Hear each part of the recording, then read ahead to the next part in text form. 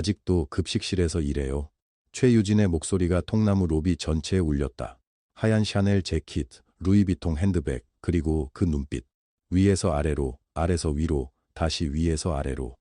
서연의 낡은 패딩 점퍼, 이마트에서 산 청바지, 오래된 운동화까지 기계처럼 정확하게 훑어내렸다. 김서연은 웃었다. 굳어버린 입술로 억지로 끌어올린 미소였다. 네, 아직도요.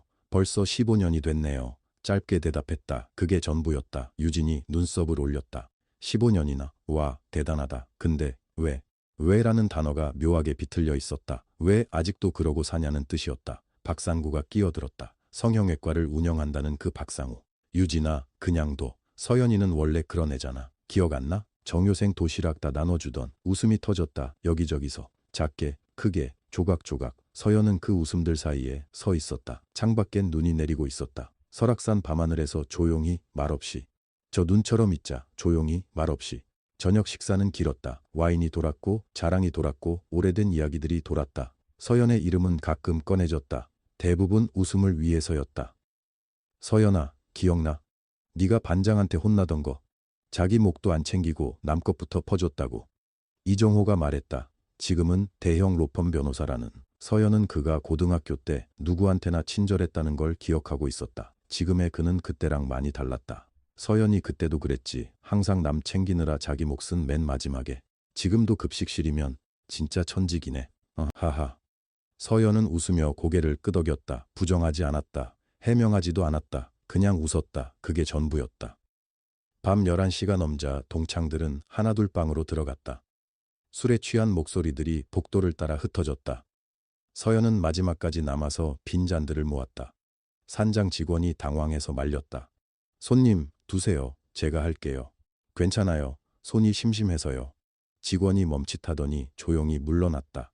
서연은 테이블을 닦으며 생각했다. 도시락은 뭘로 싸왔더라. 일주일치 반찬을 냉장고에 넣어두고 왔는데 퇴원하는 27 호실 할머니는 잘 드셨을까? 그리고 그때 보였다. 복도 끝 반쯤 열린 문 틈으로 따뜻한 불빛이 새어나오고 있었다. 책들이 보였다. 서재였다. 서연은 자신도 모르게 걸어갔다. 문을 밀자 넓은 방이 펼쳐졌다. 천장까지 닿는 책장들, 낡은 가죽 소파, 작은 벽난로, 불씨가 아직 남아있었다. 방 안은 따뜻했다. 눈 내리는 바깥과는 다른 세계였다. 서연은 천천히 방을 둘러봤다. 손가락이 책등을 따라 흘렀다. 경제학, 건축학, 역사, 철학. 읽힌 흔적이 있는 책들이었다. 장식용이 아니었다. 그리고 구석 책장 맨 아래 칸. 다른 책들과 결이 달랐다. 두께도 색도. 낡고 해진 그냥 공책이었다. 표지도 없이. 서연은 무릎을 꿇고 꺼냈다. 손에 잡히는 순간 뭔가 달랐다. 묵직한 게 아니라 다른 의미로 무거웠다. 펼쳤다. 첫 장 삐뚤빼뚤한 글씨. 1994년 3월 5일. 숨이 멈췄다. 오늘도 아무것도 먹지 못했다. 엄마는 술에 취해 돌아오지 않았고 아빠는. 서연의 눈이 천천히, 아주 천천히 다음 줄로 내려갔다. 아빠는 이미 없다. 손가락이 떨렸다. 페이지를 넘겼다. 3월 7일, 3월 9일, 3월 12일. 배고프다. 추웠다. 학교 화장실에서 잠을 잤다. 선생님은 몰랐다. 아무도 몰랐다. 그리고 3월 15일. 서연은 그 줄에서 멈췄다. 오늘 김서연이 자기 도시락을 나눠줬다. 반찬투성이 도시락을. 눈이 흐릿해졌다. 다른 애들은 나를 거지라 부르는데 서연이는 그냥 웃으며 말했다. 많이 해왔어. 같이 먹자고. 서연의 입술이 움직였다. 소리는 나지 않았다. 기억이 났다. 흰 운동화. 항상 운동화만 신던 애. 말이 없었다. 늘 창가 구석자리. 밥 먹을 때마다 먹는 척만 하던. 서연은 그냥 배고파 보여서 줬던 거였다. 그게 전부였다. 특별한 이유 같은 건 없었다. 집에서 엄마가 반찬을 너무 많이 싸주셔서 혼자 다 못 먹어서 그래서 같이 먹자고 했던 거였다. 처음으로 배불리 먹었다. 처음으로 사람 대접받는 기분이었다. 눈물이 턱으로 떨어졌다. 서연은 손등으로 닦으며 페이지를 넘겼다. 4월 2일. 서연이가 또 도시락을 줬다. 애들이 나를 괴롭힐 때 유일하게 말렸다. 왜 그러냐고. 언젠가 이 은혜를 꼭 갚겠다. 그날도 기억이 났다. 복도 모퉁이에서 남자애들 넷이 가방을 빼앗고 있었다. 서연은 지나치려다 멈췄다. 야, 왜 그래? 한마디였다. 아무 계획도 없이 그냥 나온 말이었다. 애들이 돌아봤다. 서연이 무서웠던 건 아니었다. 그냥 귀찮아진 거다. 결국 흩어졌다. 전학생 아이는 가방을 껴안고 서 있었다. 눈이 마주쳤다. 서연이 웃었다. 괜찮아? 대답이 없었다. 고개를 끄덕이는지 마는지도 몰랐다. 서연은 잊었다. 그냥 잊었다. 그런 일이 있었다는 것도. 페이지를 넘겼다. 4월 10일. 오늘 엄마가 나를 때렸다. 학교에 가지 말라고. 일하러 가라고. 글씨가 번져 있었다. 눌러 쓴 흔적이 있었다. 손이 떨렸던 게 느껴졌다. 서연이에게 작별 인사도 못했다. 미안하다. 서연아, 고맙다. 그랬었다. 전학 온 지 4주일도 안 됐는데 어느 날 갑자기 사라졌다. 담임 선생님은 전학 갔다고만 했다.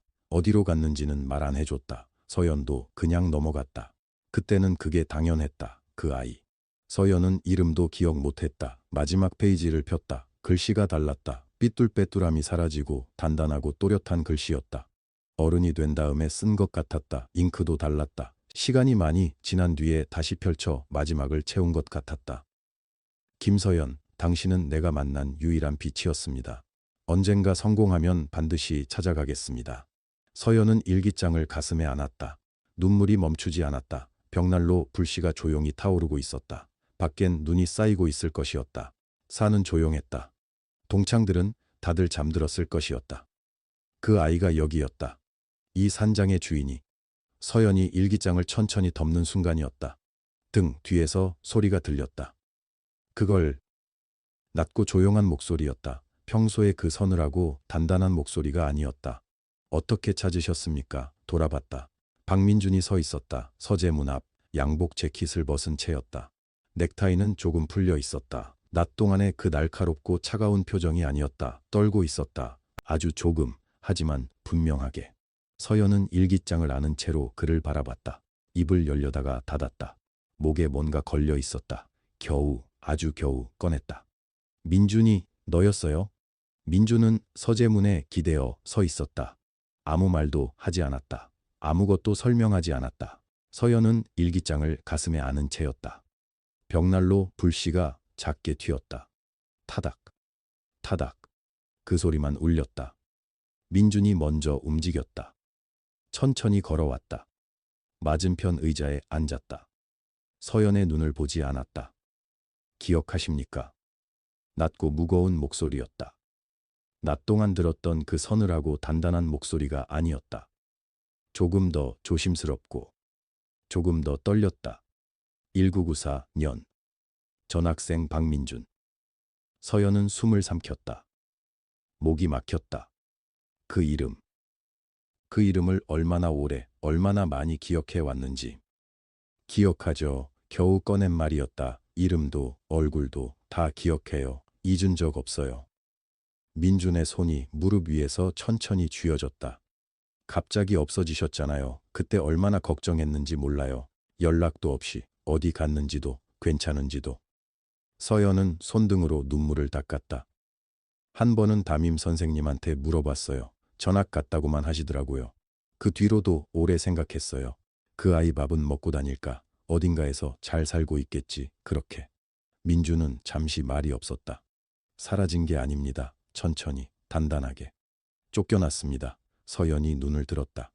어머니 빚이었어요. 사채였습니다. 어느 날 밤에 사람들이 왔어요. 짐을 다 끌어냈습니다.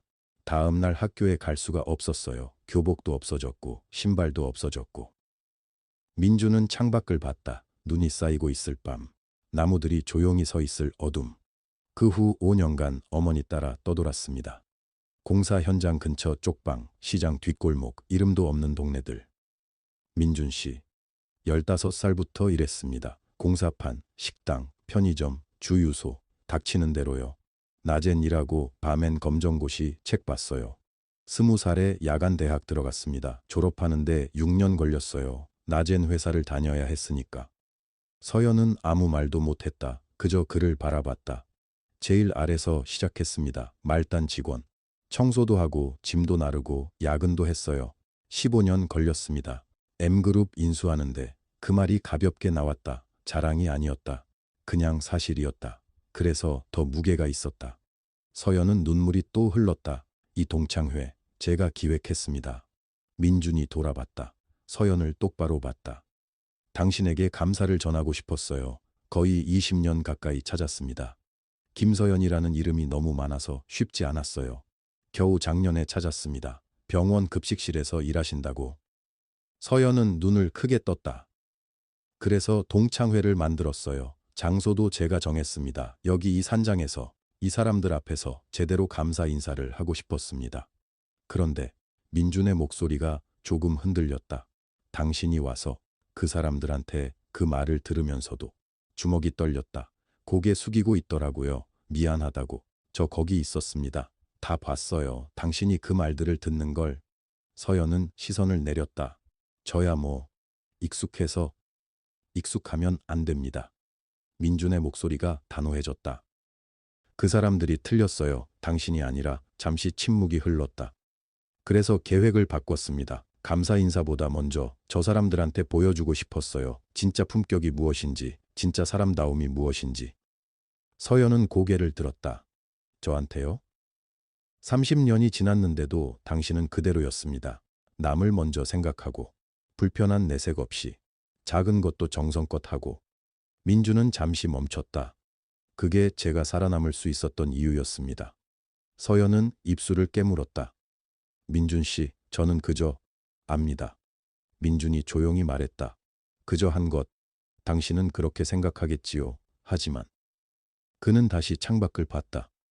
공사판에서 배가 너무 고파서 그냥 쓰러질 것 같던 날이 있었어요. 그때마다 생각했습니다. 그 도시락 냄새를, 따뜻하게 쥐어주던 손을, 그리고 아무도 없을 때 내 옆에 앉아줬던 사람을.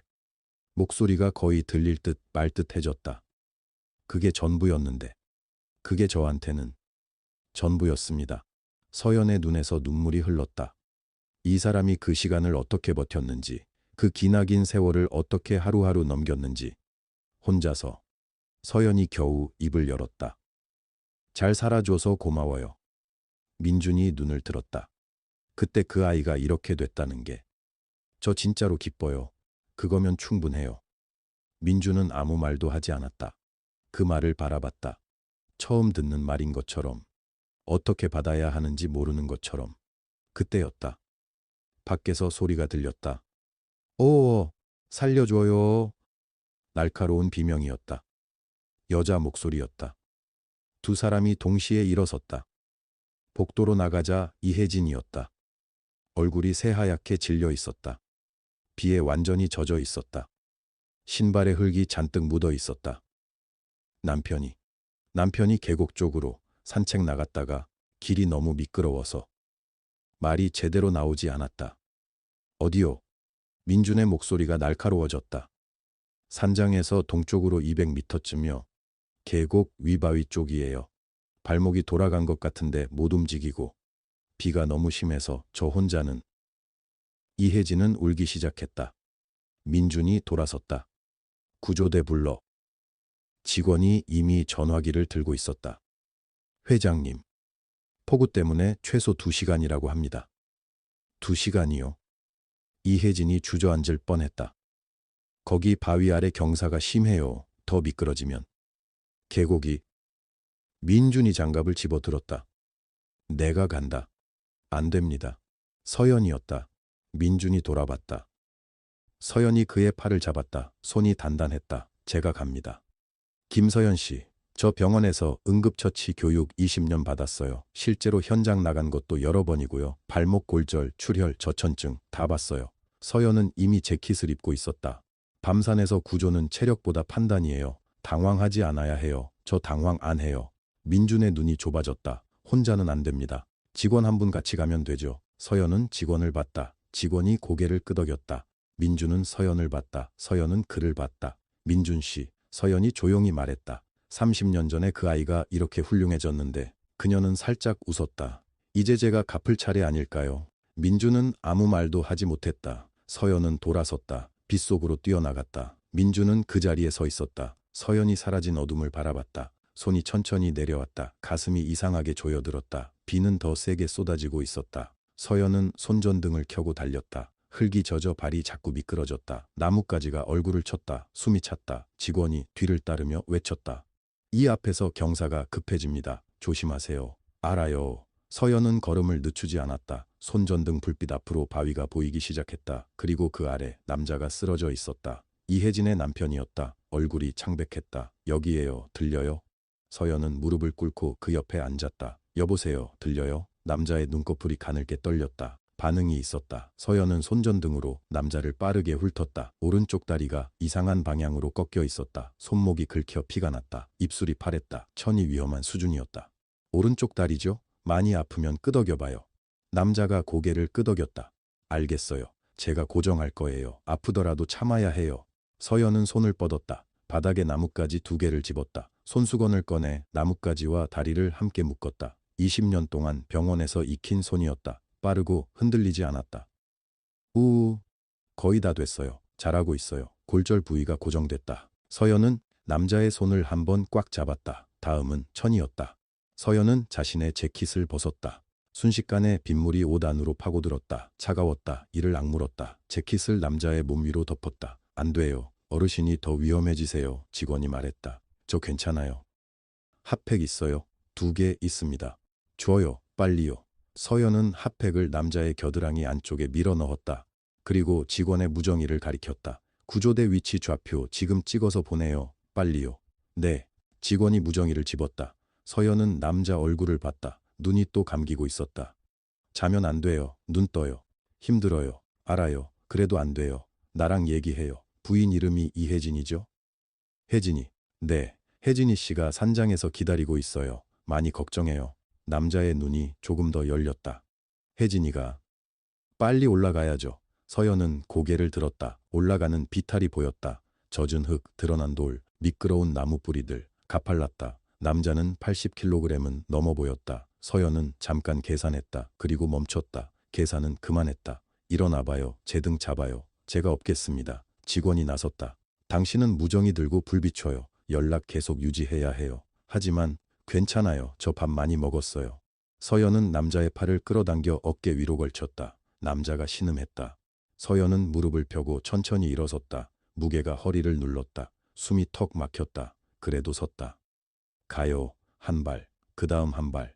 비가 더 세게 쏟아졌다. 흙이발 아래서 흘렀다. 나뭇가지가 얼굴을 쳤다. 서연은 고개를 숙이고 올라갔다.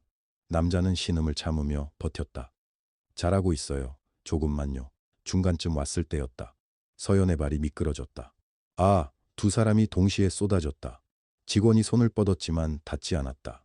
서연은 왼손으로 나무 뿌리를 잡았다. 팔이 빠질 것 같았다.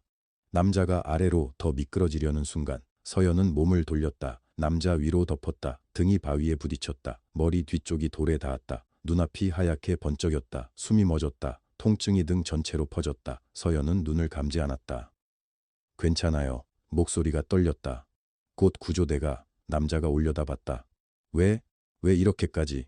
당신이 먼저예요. 그게 서연의 마지막 말이었다. 눈앞이 흐려졌다. 비가 얼굴에 떨어졌다. 차가웠다. 직원이 울부짖는 소리가 들렸다. 구조 요청, 2명 부상, 빨리요 들렸다. 하지만 멀었다. 서연의 손가락이 남자의 옷을 쥔 채였다. 의식이 사라지는데 손이 풀리지 않았다. 눈이 감겼다.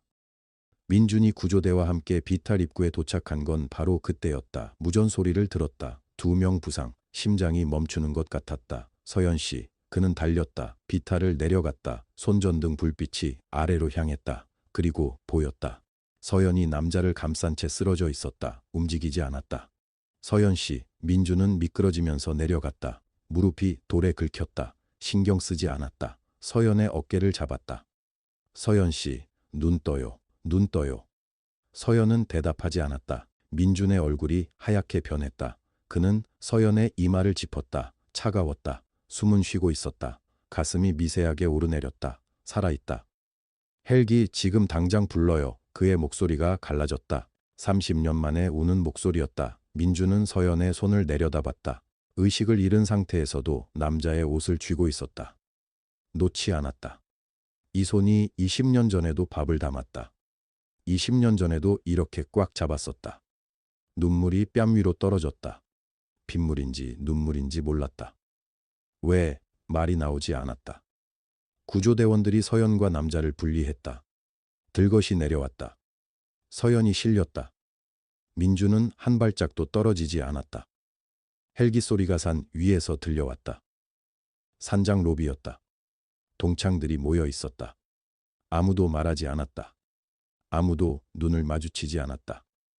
이혜진은 창가에 서 있었다.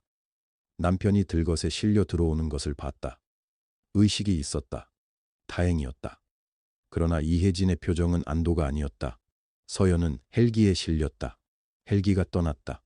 최유진이 입을 열었다. 목소리가 떨렸다.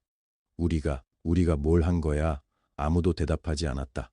저 사람은 목숨을 걸었어. 우리 중 아무도 안 움직였는데. 나는 아까 뭐라고 했지? 급식실 요리사가 무슨 구조를 하냐고. 유진의 목소리가 끊겼다. 이혜진이 천천히 바닥에 무릎을 꿇었다. 내 남편을, 어깨가 흔들렸다. 내 남편을 살렸는데 소리가 새어나왔다. 아무도 위로하지 않았다. 위로할 자격이 없다는 걸 느끼고 있었다. 홍석재가 소파에 천천히 앉았다. 두 손으로 얼굴을 감쌌다. 우리가 뭘 했나? 그 말이 로비에 떠돌았다. 이틀이 지났다. 병실에 햇빛이 들어왔다. 서연은 눈을 떴다. 천장이 보였다. 하였다. 어디선가 꽃향기가 났다. 고개를 돌렸다. 하얀 장미였다. 백송이였다. 병실 한쪽 벽이 전부 꽃이었다. 그 옆에 남자가 앉아 있었다. 박민준이었다. 눈이 충혈돼 있었다. 턱엔 수염이 자라 있었다. 정장 재킷은 구겨져 있었다. 이틀을 저 자리에 앉아 있었다는 게 느껴졌다. 서연이 입술을 열었다. 민준 씨. 민준이 고개를 들었다. 눈이 흔들렸다. 깨셨어요. 목소리가 갈라져 있었다. 네. 여기가 어디예요? 서울 성모병원이에요. 헬기로 이송됐어요. 저천증이었는데 다행히. 서연은 천천히 주변을 봤다. 백송이의 하얀 장미, 벽 한 면이 꽃이었다. 이거 다 민준 씨가. 아닙니다. 민준이 작게 흔들었다. 동창들이 보냈어요. 최유진 씨가, 이혜진 씨가, 홍석재 씨가, 모두가. 서연은 아무 말도 하지 못했다. 민준이 의자에서 천천히 일어났다. 그리고 서연의 손을 두 손으로 감쌌다. 따뜻했다. 서연 씨, 목소리가 떨렸다. 30년 전 당신의 도시락 하나가 제 목숨을 구했습니다. 서연이 눈을 깜빡였다. 민준 씨, 그게 무슨... 들어주세요, 제발. 민준의 눈이 붉었다. 저는 그때 정말 배가 고팠어요. 전학 온 지 3일째였는데 돈이 없었어요. 점심을 못 샀어요. 애들이 비웃었어요. 그때 당신이 도시락을 반으로 나눠줬어요. 서연의 입가가 떨렸다. 기억나요? 조금 흐릿하게. 저는 평생 기억했어요. 그날 당신이 한 말도요. 많이 먹어, 밥 먹어야 힘이 나지. 그 말이었어요. 그게 전부였어요. 근데 저한테는 그게 살아갈 이유였어요. 병실이 조용했다. 바깥에서 발소리가 들렸다. 문이 조심스럽게 열렸다. 최유진이었다. 이혜진이 있었다. 홍석재도 있었다. 다른 동창들도 있었다. 하나씩, 둘씩 문 안으로 들어서고 있었다. 이혜진의 옆엔 목에 붕대를 한 남자가 있었다. 이혜진의 남편이었다. 스스로 걷고 있었다. 서연은 눈을 크게 떴다. 어머, 일어나신 거예요? 당신 덕분이에요. 이혜진의 남편이 고개를 숙였다. 목소리가 잠겨 있었다. 당신이 아니었으면. 이혜진이 남편의 팔을 잡으며 흐느꼈다. 민준이 다시 입을 열었다. 서연 씨, 그는 서연의 손을 여전히 잡고 있었다. 저는 이 동창회를 제가 기획했어요. 서연의 눈이 흔들렸다. 강남 레스토랑에서 갑자기 산장으로 바꾼 것도 제가 한 일이에요. 이유가 있었어요. 왜요? 당신에게 감사를 전하고 싶었어요. 그냥 조용히, 그냥 만나서. 그런데 그는 잠시 멈췄다. 막상 보니까 당신이 너무 변함이 없었어요. 동창들이 당신을 무시해도 당신은 웃었어요. 차갑게 대해도 상처받은 표정을 숨겼어요. 그게 더 아팠어요. 그래서 계획을 바꿨어요. 당신의 진짜 모습을 모두에게 보여주고 싶었어요. 유진이 울기 시작했다. 서연아. 서연이 고개를 돌렸다. 유진은 손으로 입을 막고 있었다. 나 미안해. 나 정말 미안해.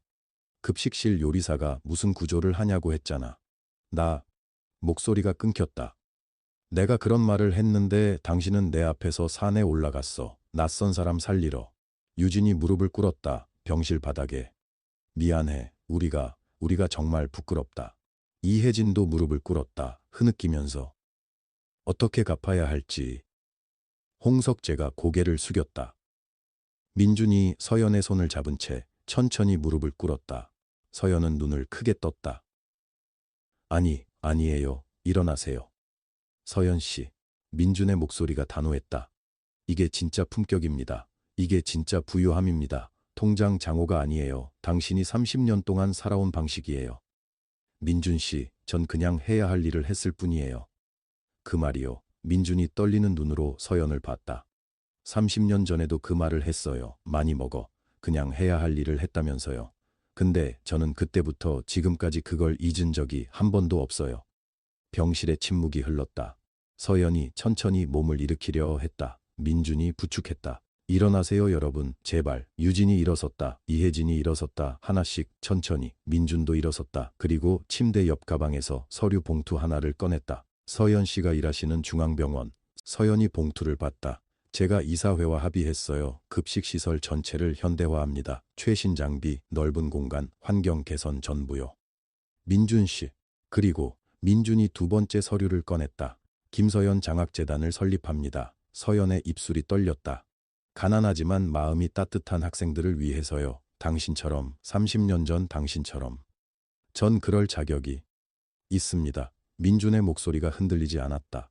당신은 제 인생의 회장님입니다. 제가 가진 모든 것의 시작점에 당신이 있어요. 서연의 눈에 눈물이 고였다. 참으려 했다. 안 됐다. 민준이 가방에서 낡은 노트를 꺼냈다. 표지가 달아 있었다. 종이 끝이 발에 있었다. 30년 묵은 일기장이었다. 그는 마지막 페이지를 펼쳐 서연 쪽으로 내밀었다.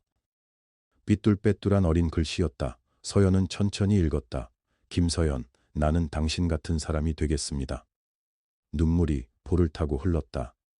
민준 씨, 저 그 사람이 됐나요? 목소리가 떨렸다. 서연은 고개를 저었다. 민준의 눈이 흔들렸다. 아니에요. 서연이 그의 손을 잡았다.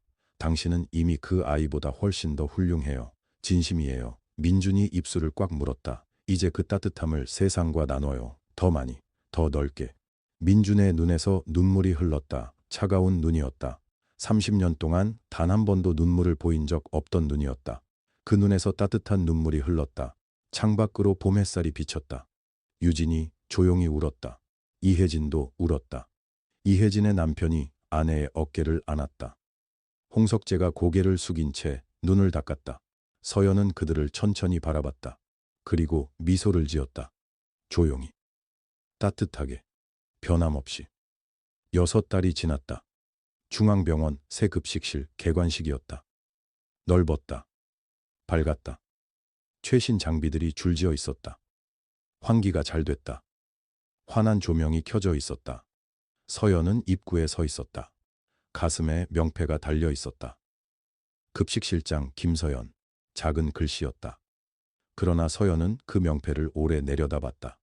단상에 민준이 서 있었다. 정장을 차려입고 있었다. 마이크 앞에 섰다.